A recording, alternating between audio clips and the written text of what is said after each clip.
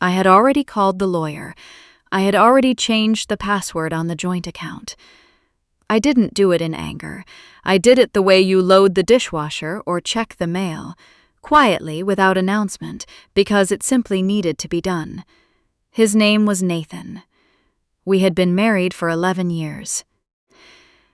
We had a house in Oakville, a golden retriever named Biscuit, and a habit of eating dinner in front of the television because somewhere along the way we'd stopped having things to say to each other at the table. I thought that was just marriage settling. I thought that was what happened when two people grew up inside the same four walls. I was wrong about that, and about a lot of things. The night I found out, it wasn't dramatic. There was no lipstick on a collar, no perfume that wasn't mine. I was looking for the car insurance documents. Ours were up for renewal, and Nathan had mentioned he'd filed the renewal notice somewhere in his desk, and I found a folder I wasn't supposed to find. It was pale green, the kind of folder you'd use for tax returns or utility records. There was nothing suspicious about it, except that it had a small sticky note on the outside in his handwriting that said, "Do not scan." I don't know why that stopped me. Maybe because we digitized everything. Maybe because in 11 years, I had never seen Nathan write "Do not anything." I opened it. Inside was a lease agreement. A 1-bedroom apartment in Burlington. Signed 7 months ago. Nathan's name at the top, and below his name, a second name I recognized immediately because she had been at our house for Thanksgiving 2 years in a row. Her name was Lydia. She was the younger sister of his university friend, Greg. She was 28 years old, and she had laughed at everything Nathan said at our dinner table while I was in the kitchen carving the turkey. I stood in his office for a long time. Long enough that Biscuit padded in and pressed his nose against my knee. I scratched his ear without looking down. I read the lease agreement again. I read it a third time. I set it back exactly where I found it, with the sticky note facing the same direction. Then I went to bed. I lay there, listening to Nathan breathe beside me, and I thought about a lot of things. I thought about the fact that my name was on the mortgage. I thought about the fact that I had been working at the same accounting firm for 9 years, and that I made slightly more than Nathan did. A fact he knew and had never once commented on, not to my face. I thought about our RRSP accounts and the TFSA I'd been contributing to since before we were even engaged. I thought about the renovation we'd done on the kitchen 3 years ago, the one I had managed entirely, while Nathan was on a work trip to Calgary, and I thought about the $72,000 my mother had given us as a wedding gift that had gone directly into the down payment on this house. I did not cry. I want to say that plainly. I did not cry that night, and I did not cry the next morning when Nathan kissed me on the top of my head and told me he had an early meeting. I waited until I heard his car pull out of the driveway. Then I picked up my phone and I called my friend Nora. Nora and I had met in university. She was a family lawyer now, practicing in Mississauga. We got together for brunch every few months, and she always ordered the same thing, eggs Benny with extra hollandaise, and she always said she shouldn't, and then she always did. She was the kind of person who gave you the truth without softening it, which is exactly what I needed that morning. I told her everything, the folder, the lease, the apartment in Burlington, Lydia's name on the second line. Nora was quiet for a moment. "How long have you known?" she asked. "Since about 2 a.m, I said. "And you slept?" "Not really." "Okay," she said. "Here's what you're going to do. Don't move anything. Don't touch anything. Don't say anything to him yet. I need you to go back to that folder and photograph every page. Then I need you to get me a picture of your joint account statements for the last 12 months, your mortgage documents, and anything that shows the contribution your mother made to the down payment." I asked her why the last one mattered. Because in Ontario, she said, A gift from a parent to one spouse can sometimes be treated differently in property division, but only if we can document it properly. Do you have any record of the transfer? A letter? A bank statement? An email? My mother had written a check. I was almost certain I still had the photocopy somewhere in the box of files I kept in the basement closet. I told Nora this. "Find it," she said, "and call me back when you have everything." I spent the next 3 hours in my basement. I found the photocopy of my mother's check. I found our mortgage agreement. I photographed Nathan's folder page by page, carefully, and returned it to exactly how I'd found it. I went through our online banking and downloaded 12 months of statements from our joint account. And while I was there, I noticed 3 things I hadn't noticed before. A recurring e-transfer every month to an account I didn't recognize, small enough to not trigger alarm but consistent. And 2 charges at a jewelry store in downtown Toronto that I had never seen, and that did not correspond to any gift I had ever received. I sent everything to Nora.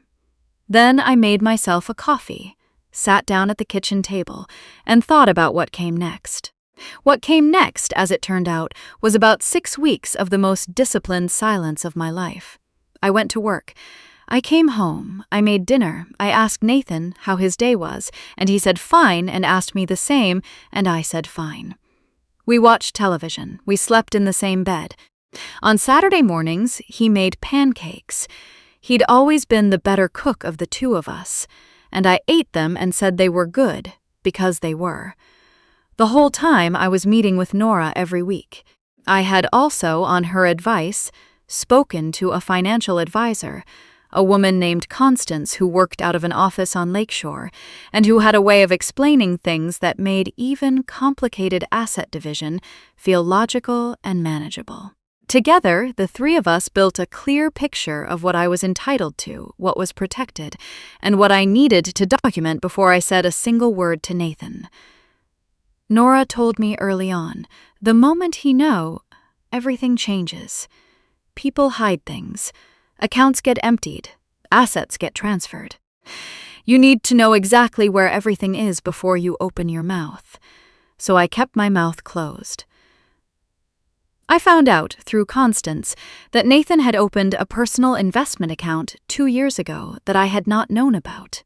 It was in his name alone, which meant it wouldn't be subject to automatic division, but its value during the marriage period was still relevant to our equalization payment calculation under Ontario family law. Constance walked me through how this worked.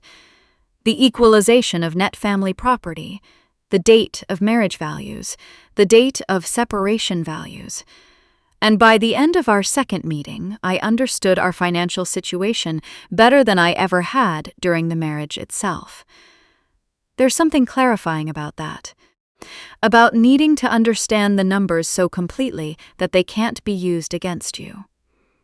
I also found during those weeks a small thing that turned out to matter more than I expected.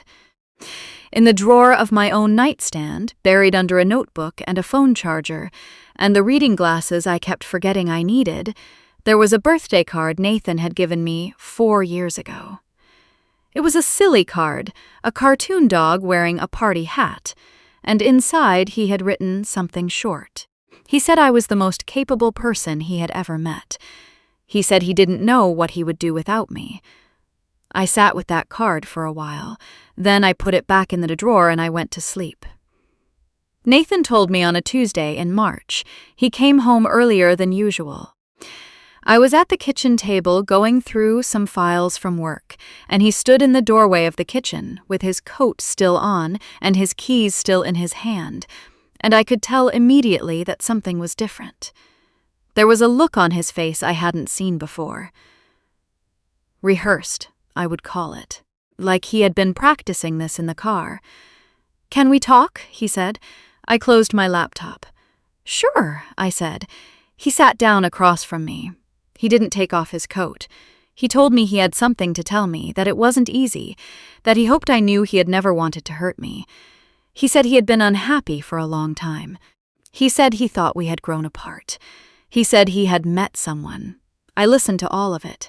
I kept my hands flat on the table. When he finished, I asked him one question. I asked him how long. He said 8 months. The apartment had been leased 7 months ago, so there was at least 1 month I didn't know about yet. I filed that away without letting it show on my face. I think we should separate, he said. I think it would be better for both of us. I nodded slowly. I said I needed some time to process this. He looked relieved. That was the thing I noticed most. He looked like a man who had been holding his breath for a long time and had finally let it out. He thought the hard part was over. He went upstairs to shower. I sat at the kitchen table and I texted Nora 2 words. He told me. Her response came back in under a minute. Clock starts now. Call me tomorrow morning. What I didn't know yet, and what Nathan certainly didn't know I was about to find out, was that Lydia had a friend named Priya who worked in the same office tower as my colleague Dana. And Priya, as it turned out, had strong feelings about the situation that she had not kept entirely to herself. Dana mentioned it to me almost as an aside, over coffee in the office kitchen, about a week after Nathan told me. She said she'd heard something from a friend, and she wasn't sure if she should say anything, but she thought I should know. She said apparently Nathan and Lydia had been telling people for months. Not just friends, her family, his friends from university. Greg had known. Other people had known. There had been a dinner at a restaurant in the Distillery District where Nathan had introduced Lydia to a group of 8 people as his girlfriend, and that dinner had happened while Nathan and I were still living together, still married, still eating his Saturday morning pancakes like nothing was different. I thanked Dana. I told her I appreciated her telling me. I poured the rest of my coffee down the sink. That evening I called my mother.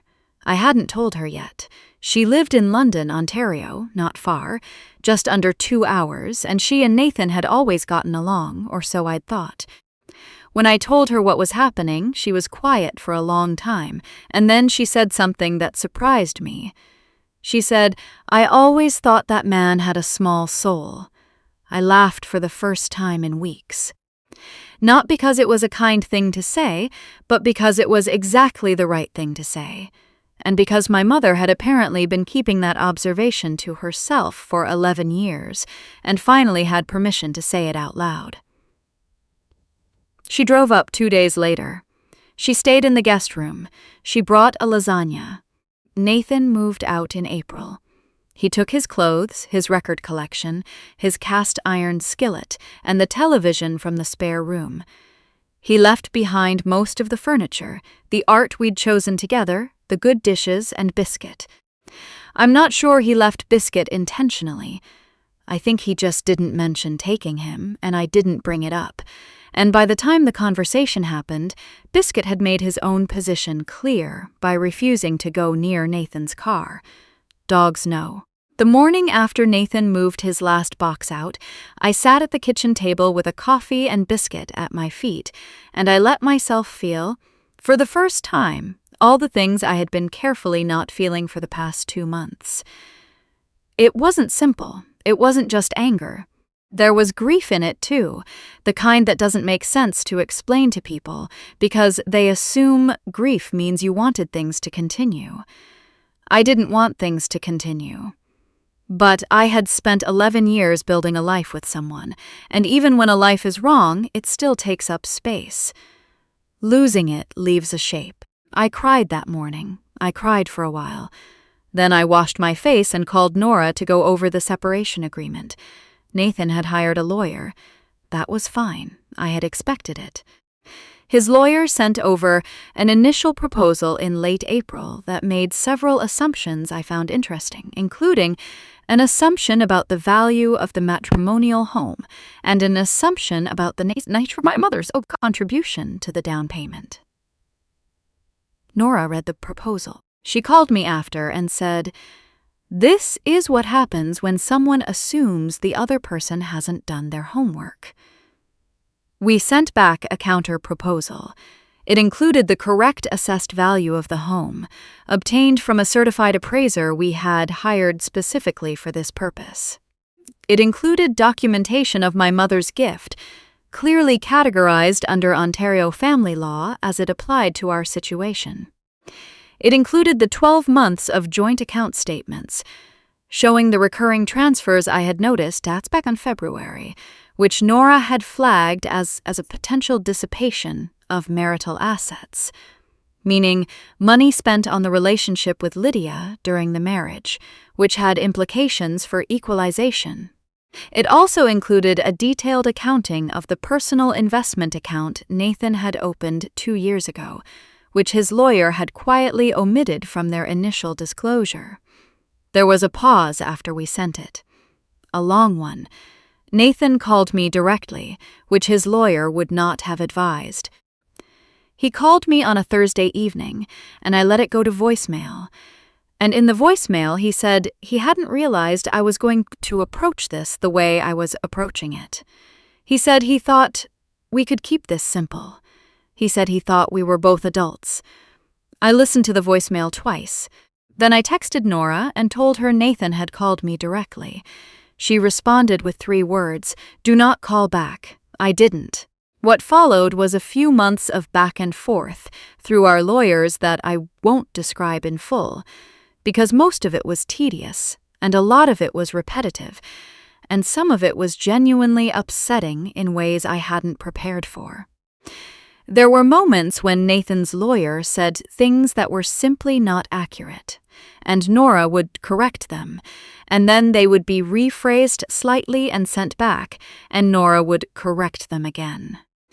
There were moments when I sat in Nora's office and felt something I can only describe as tired. Not defeated, just tired. The way you feel when you've been carrying something heavy for a long time. And you can see the place where you'll be able to set it down, but you're not there yet. But we got there. The final agreement reflected the full equalization of our net family property as required under Ontario law. It reflected the proper categorization of my mother's contribution. It reflected a credit to my side for the recurring transfers Nathan had made to the Burlington apartment during our marriage. The personal investment account, which Nathan had not disclosed in their initial proposal, was properly included in the calculation. Nathan's lawyer, to their credit, eventually stopped contesting the numbers. I think at some point the math simply became undeniable. I signed the agreement on a Wednesday afternoon in Nora's office. Nora handed me a pen, and I signed my name, and she countersigned as my witness, and then she looked at me over her glasses and said, "That's it." I sat there for a moment. "That's it," I said. She poured 2 small glasses of scotch from a bottle she kept in her desk drawer, which I had not previously known about. We toasted without saying anything in particular. The scotch was good. Outside the window, Lakeshore was busy with late afternoon traffic, and there were boats on the lake, and the light was doing something extraordinary with the water. I thought about the green folder in his desk, the sticky note. The way I had stood there with Biscuit's nose against my knee, and something had shifted quietly inside me. Not broken, not even cracked, just shifted into a different position. The position of someone who knows what she needs to do and has decided to do it. I thought about those 6 weeks of silence, the meetings with Nora and Constance, the basement filing box, my mother's check, photocopied and stored, and eventually, quietly, decisive, the birthday card with the cartoon dog that I still hadn't thrown out. I thought about Nathan standing in the kitchen doorway with his coat on and his keys in his hand, thinking the hard part was over. People ask me sometimes what I would do differently. It's a natural question. 11 years is a long time, and the story, when I tell parts of it, tends to invite that question. I don't have a clean answer. I would have paid closer attention to the finances earlier. Not because I was irresponsible. I wasn't, but because I had delegated certain things to Nathan that I shouldn't have delegated to anyone. I had assumed that shared information meant equal understanding. It doesn't, necessarily. I would have called Nora sooner. Not after I found the folder. I called her the right morning, but earlier than that, when things felt wrong in ways I couldn't name.